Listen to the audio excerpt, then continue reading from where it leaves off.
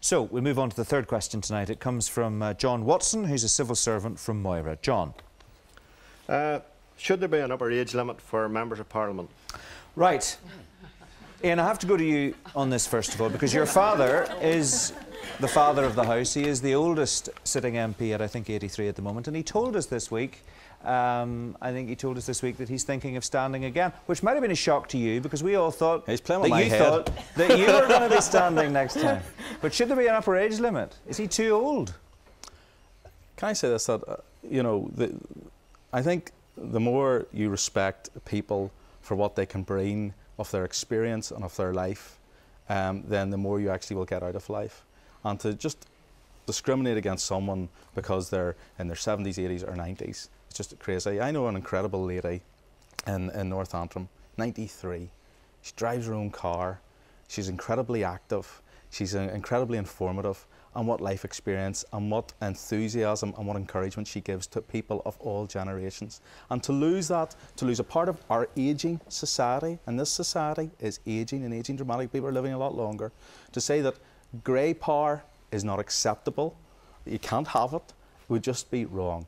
And I think that there shouldn't be an upper age limit on that. Just as I do take the view that in terms of lowering the age for people to become members of Parliament, it used to be that you had to be over 21 to actually stand for Westminster. And I think that there's issues there. Whilst I wouldn't be pushing it back down into the teens, I do think that there is an issue that we should try and get a cross-section of the entire community into Westminster or into elected office, so as our institutions of power reflect the society and try to reflect it accurately.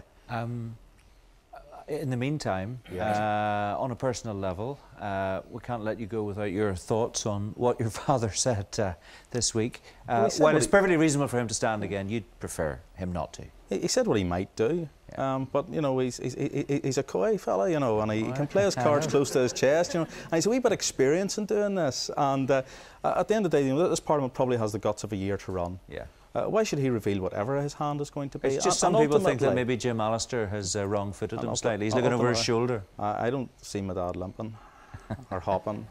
Very, very steady and sure on his feet. Very, very clear about what he has delivered, what hard, consistent, decent work for people actually delivers.